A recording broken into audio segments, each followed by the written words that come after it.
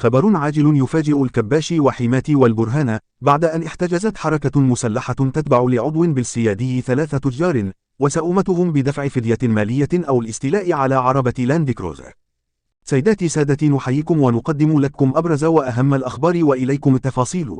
احتجزت عناصر من حركة مسلحة تتبع لعضو بالسيادي 3 تجار وسأمتهم بين دفع فدية 2,000,000 جنيه أو الاستيلاء على عربة لاند كروزر تخصهم في حال عدم الدفع نظير إطلاق سراحهم.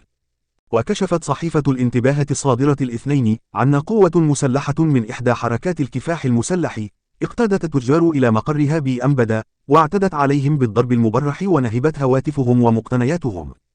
وأشارت إلى أن الحادث وقع مساء الجمعة حينما كان أحد التجار في طريق عودته بطريق شريان الشمال قاصدا منزله، وكان يقود عربة بوكس، وأثناء سيره تعطلت السيارة فأنزلها من الأسفل جانبا، وذلك بالقرب من الفحص الآلي بأنبدة. وبينما يحاول معرفة أسباب العطل بالسيارة حضر إليه شخصان يرتديان الزي المدني ويحمل أحدهما بندقية كلاشنكوف، وطلباه بتسليمهما مفتاح سيارته والنزول عنها، لكنه رفض وقام بإجراء اتصال هاتفي بشقيقه والذي سارع إليه في غضون دقائق ووصل، وكان يقود عربة لاند كروزر ومعه شخص آخر ونزلا للتحدث مع المسلحين. وفي تلك الأثناء انسحب أحد المسلحين وعاد إدراجه إلى المبنى، وبعدها عاد مرة أخرى ومعه قوة مسلحة ببنادق كلاشنكوف، وقامت القوة بإطلاق أعيرة نارية في الهواء، وقامت باقتياد أشقاء التاجر ومعهم التاجر إلى داخل المبنى، وهنالك تم الاعتداء عليهم بالضرب المبرح ونهبهم هواتفهم ومقتنياتهم. وبعدها عرضوا عليهم أن يغادروا المبنى مقابل تركهم سيارتهم لاند كروزر، ولكنهم رفضوا، وعندها ساومهم المسلحون على دفع مبلغ فدية حوالي 2,000,000 جنيه نظير إطلاق سراحهم. وعند 4 صباحا أفرجوا عن الأشقاء الاثنين وأبقوا على الثالث بحجة إحضار مبلغ الفدية، وبعد ساعات حضرت مجموعة من أعيان قبيلة التجار وأسرهم وقابلوا المسلحين وتحدثوا معهم، وبعد مفاوضات أفرج عن الضحايا ال3. سيداتي سادتي، هذه الأخبار تاتكم عبر قناة أخبار السودان. أعلن شيخ طريقة القادرية المكاشفية الشيخ الأمين عمر عن تأجير طائرة خاصة لمريديه وأصدقائه لحضور نهائية كأس العالم المقام بالدوحة. واستنكر شيخ الأمين ما أثاره بعض الأئمة من شبهات حول الاهتمام بكأس العالم، وقال بأن مونديال الدوحة فخر للعرب والمسلمين، وعكس الوجه الحضاري للحضارة العربية الإسلامية، والتي تعتبر دولة قطر من رائدات ترسيخها عبر الرياضة والفنون والتراث والآثار. سيداتي سادتي، هذه الأخبار تاتكم عبر قناة أخبار السودان. أكد الشرطة في بيان صحفي عنا بتاريخ 25 من نوفمبر 2022 حوالي الساعة 11 مساء أبلغ أحد يفيد أنه أثناء تواجده أمام منزله سمع صوت صراخ واستنجاد من جاره المدعو حاتم عباس، هرع ومعه مجموعة من شباب الحي، وعند دخول المنزل وجدوا المذكور داخل شقته أمام جثث زوجته وابنه وابنته. فور تلقي البلاغ تحركت قيادة شرطة ولاية الخرطوم إلى موقع الجريمة، وقامت بإتخاذ الترتيبات الفنية المتعلقة بمسرح الحادث، وتم تشكيل فريق على مستوى عال لإجراء التحري والبحث في هذا الحادث. قام فريق مسرح الحادث بكافة الإجراءات الفنية من تصوير ورفع البصمات وجمع المخلفات، ومن بينها مسدس عيار 7.56 ملي، وعدد 4 ظروف فارغ مطابق للمسدس، وتم تحريزه. ونقلت الجثامين للتشريح لمعرفة أسباب الوفاة، وأثبت التقرير الطبي أن وفاتهم جاءت نتيجة الإصابة بطلق ناري في الرأس. من خلال التحريات الأولية والأدلة المادية المتوفرة ونتائج الفحص الجنائي تبين الآتي: أولاً، أن السلاح المستخدم في الجريمة هو سلاح شخصي لرب الأسرة. ثانياً، لا يوجد كسر أو سرقة أو نهب لممتلكات المنزل. وتتواصل التحريات لكشف الدوافع وتحديد المتهم. سيداتي سادتي، هذه الأخبار تاتكم عبر قناة أخبار السودان. أكد اللواء ركن السعودي، ناشط سياسي ومحلل اتفاقية جوبا للسلام وعضو في حركة الشعبية لتحرير السودان شمال، عن خطاب حماتي في ملتقى الإدارات الأهلية بجنوب وغرب كردوفان، بأنه خطابه حقيقي وواقعي بدون خوف لمنصبه. كما ناشد سيادته للجميع بأن يساندوه وبالوقوف خلفه من أجل المواطن السوداني. بسم الله الرحمن الرحيم. الشعب السوداني الأبي، أنا جنرال سعودي، حقيقة بتكلم عن الشعب السوداني لا كبر به كلهم على كبر به في السودان أجمع. حقيقة الليلة أنا الخطاب اللي قالوا في جنوب كردفان نائب رئيس مجلس السيادة الفريق أول محمد حمدان دقلو قائد عام قوات الدعم السريع. حقيقي أنا قيادي في الحركة الشعبية لتحرير السودان. حقيقي ما في زول قيادي في الدولة ما بيغلط، ما في زول ما بيغلط في مسيرته السياسية. حقيقة الأخطاء القديمة أنا كعاين حقيقة بطريق استراتيجي راشد، أنا ناشد كل أبناء جنوب كردفان ونلدرق أبناء الهامش على كبر به. الرجل محمد حمدان دقلو قيادي من قيادة الدولة، ابن هامش بوضع استراتيجي راهن. محمد حمدان دقلو بدأ السياسة من وضع الراهن من الشارع بطريق استراتيجي واحترامي للشعب السوداني. يا جماعة الشعب السوداني الرجل رجل عنده حكمة وبطريق استراتيجي. السودان ده يا جماعة دير حاجة بشفافية، دير حاجة واضحة، سياسة ظاهرة الناس تمشي على فكرة، ما سياسة بتاعت أجندة بطريق أجندة بحاجات تامنة. احنا كان رجعنا كلنا قيادات سياسية وخاصة قيادة في الحركة الشعبية لتحرير السودان، كان رجعنا لخطابات محمد حمدان دقلو قائد عام قوات الدعم السريع ونائب مجلس السيادة حميتي، حاجاته خطاباته ظاهرة. ده الفكر السياسي اللي تعلمنا به ونحن ابناء الهامش. انا في قيادي في الحركه الشعبيه كما اناشد كل الشعب السوداني. حقيقه ما في زول في مسيرته السياسيه ما بيغلط او ما بيحصل صدامات او جيوشه ما تغلط بعمل استراتيجي راهن، لكن زورك ترجع على الصواب. ونناشد كل الشعب السوداني بفكر سياسي ظاهر، الناس حقه تنسند. ونحن عندنا حاجه واحده، ربنا قال انه من خطا ونتوابوا، ما في زول ما بيغلط، لكن المسيره بتاعت الشعب السوداني او الخطاب اللي اتكلم عن الكوبري بعد الاسقاط بتاع الحكومه يوم 25 وغادي الموضوع الكبري بيتفتح لناس وبيجي لناس، كلام في حاجات ظاهره، في حاجات زي دي طريق اجنده. يا جماعه الشعب السوداني ما في زول بوضع استراتيجي يقوم يقسم الشعب السوداني. كما ناشد الشعب السوداني يكون واعي وشعب يكون عارف مسيرته السياسيه ماشي كيف او السودان داير شنو. يا جماعه نحن دايرين حاجات ظاهره. نحن الوزراء اللي قاعدين نجيبها جبناها مع ناس غهد، او الوزراء اللي في الدوله، اول من نظام مؤتمر وطني، الحاجات الظاهره كان نلاقي عمر بشير يخاطبنا بخطاب بدون خطاب بربري وخطيب خطاب حقيقي والشعب السوداني يفهم ويقدر يعاين ان الخطاب صح او غلط. حقيقه الخطاب بتاع حميتي يا جماعه والله نحن نختلف معه. انا خاصك كنت قيادي انا في الحركه الشهاده الرزوان، عمري كله بختلف معه مع حميتي، لكنه جيت بلقى خطاباته حقيقيه، الخطابات بعمل استراتيجي يقدر يقدم للمواطن السوداني، ويقدر المواطن السوداني بطريق بتاع براعه. خطاباته كلها راجعوا خطاباته، ونكون دغريين مع نفسنا. خطابات حميتي دي راجعوه كلها من جنايب مجلس السياده او المجلس العسكري، خطابات حقيقيه. نحن ما ندافع لفلان ونجيب مع فلان، وانا كنت بختلف معه سياسيا.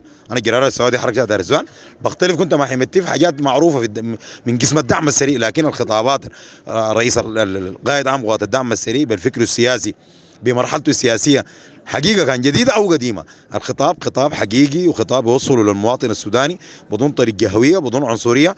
زول عنده فكر سياسي وبيتكلم في حقائق، زول في مجلس سيادي ونائب مجلس سيادي، زول قائد قوات دعم سريع هي مجلس سيادي بفكر سياسي. يمتم عنده الغاط مثلا يكون عنده خطاب بربري مثلا يستلم خطاب من المجلس السيادي يقولوا بفكر المجلس السيادي او الحكومه الانتقاليه. لا حمتي بيشتغل بذهني معروف، بيشتغل بخطاب اللي بيعرفه في راسه ويشيل حقيقي ويوصله للمواطن بعمل استراتيجي. والله يا جماعه احنا نقوله للمواطن ويوصل الكلام الحقيقي. نحن ما عندنا كيفيه مثلا بتاعت مصالح خاصة ولا مع الدعم السريع ولا مصالح مع حميتي ولا مع غيره. مصالحنا مع الشعب السوداني، مع الراجل القوي في السودان اللي يقدم بكاريزما عالية، عنده خطاب حقيقي يقدر يقوله. خطابات بتاع محمد حمدان دقل من اسقاط النظام بتاع المؤتمر الوطني في 2019 كنا في امام القياده الاعتصام امام القياده في الغاشان المسلحه. حميتي كله خطاباته تعلم للشعب السوداني. كلنا نكون حقيقيين يا جماعه كده، نصارع نفسنا في شغل السياسي. يعني احنا نقول في طلبه سودانيين عبقريين في مناهج معروفه في جامعات كده، نفسر يا جماعه الخطاب بتاع حميتي، نفسر الخطابات بتاعت الناس في المجلس السيادي بطريقه اجنده. اي زول يعمل خطاب داير يسند نفسه بطريق بتاع يثبت نفسه في الحكومه، او زول عنده طريق استراتيجي داير يقعد في النظام، او زول عنده طريق بتاع داير يحكم، او عنده مشروع بتاع داير يحكم، او زول عنده طريق بتاع خطاب بتاع اجنده داير يعملها. حميتي خطاباته خطابات سودانيه وبربري، خطابات ظاهره قدام المواطن السوداني بدون طريق اجنده. ما في زول عنده اجنده مثلا الليله الزول كان عنده اجنده او عنده حاجه في راسه، خطاباته دي بيكون خاطيه للزمن بحساب، بيقوم بخاطب في خطاب قدام مواطن او في مجلس تشريع او في برلمان او في اداره ولايه في ولايه السودان، بيكون عنده خطاب ده بيقوله بخطاب بربري وخطاب حقيقي، بيكون عارف خطاب ده نهايته شنو او استفساره للمواطن السوداني شنو. حميتي بطرش الحاجات الوسخانه امام الملل وامام المواطن السوداني.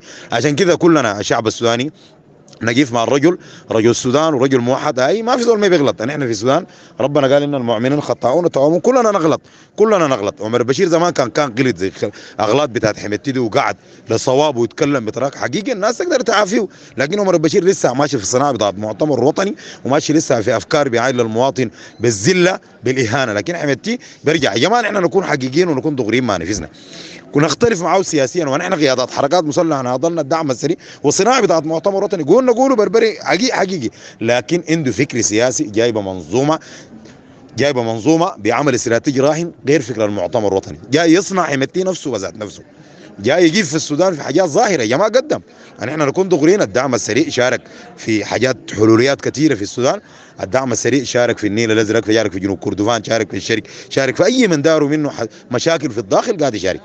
الحاجات الاستراتيجيه يا جماعه، انت في الدوله كان ما قاتلت عشان تثبت نفسك ما بتقدر تكون الا تكون ما تكون.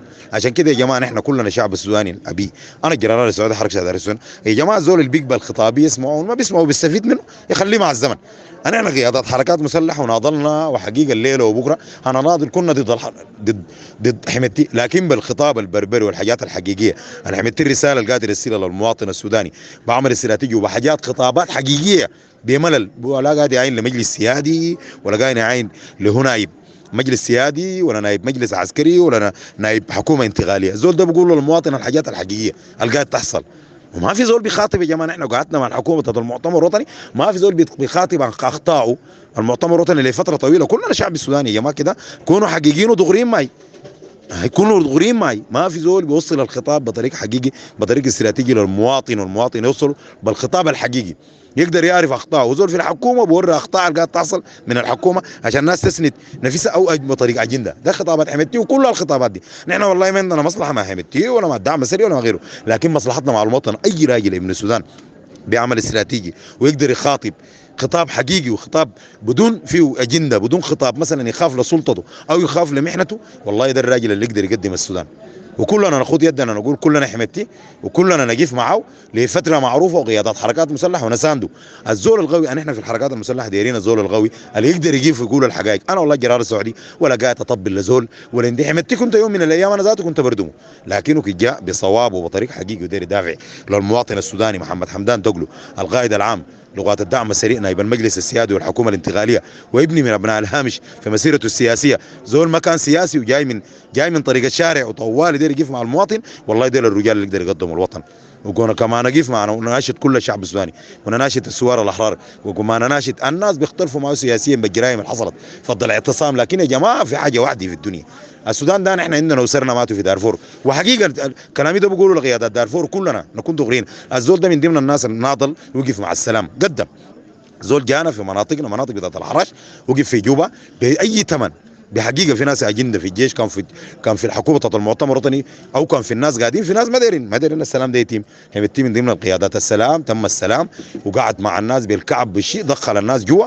بعد ذاك الناس ثاني بذات نفسها تصنع نفسها. عشان كده نحن يا جماعه نكون حقيقه نخاف الله في الزول.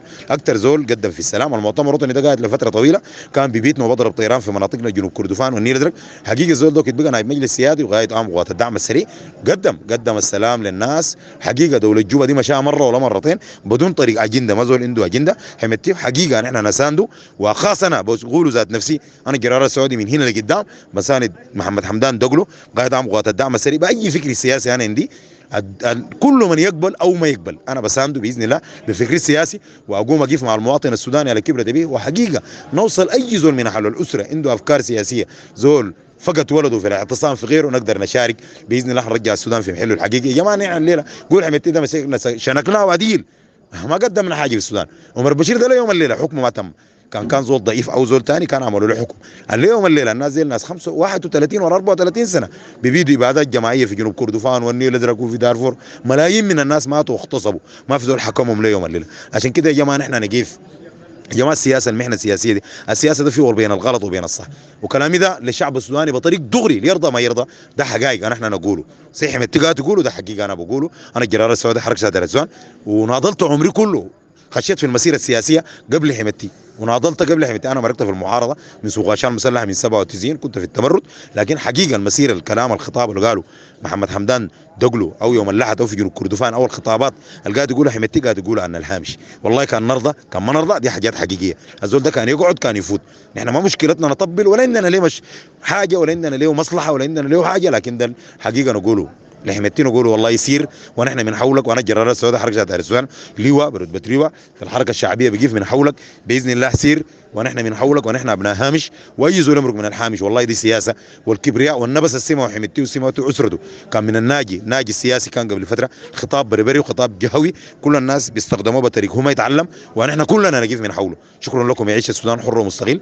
كل من يابا كان يقف كان يعمل. نحن ابناء دارفور وحقيقه الناس اللي ماتوا بالطيران ماتوا نحن قتلوهم ناس المؤتمر الوطني بفتره طويله. حميتي جه في مثلا الوضع السياسي الراهن حميتي جه يتاسس في 2003 في فتره عجيزه 2013 ده تاسيس الدعم السريع في فتره طويله او كان زمان كان مع شيخ موسى. دي حاجات نحن بنعمل منطقه وبنعملت هنقدر نحلها بذهننا وما اهلنا في دارفور في جنوب كردفان وفي النيل الازرق. لكن زول ولدنا غلط جل لما ما يغلط. السودان قالوا ربنا ذاته قال ان المؤمنين الخطاؤون تواب ما في زول بيغلط. حميتي بيغلط غيره بيغلط لكن اكعب الزول اللي يغلط ويكرر غلطه سيدنا سمر البشير. حقيقه انا ناشد كل الشعب السوداني وحميتي سير ونحن من حولك في الحركات المسلحه هنقيف معاك نفديك بدمنا ونفديك بوضعنا السياسي الراهن بمكانتنا.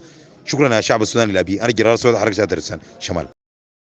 سيداتي سادتي انتهت نشرتنا الإخبارية هذه وإلى اللقاء في النشرة القادمة والسلام عليكم ورحمة الله تعالى وبركاته.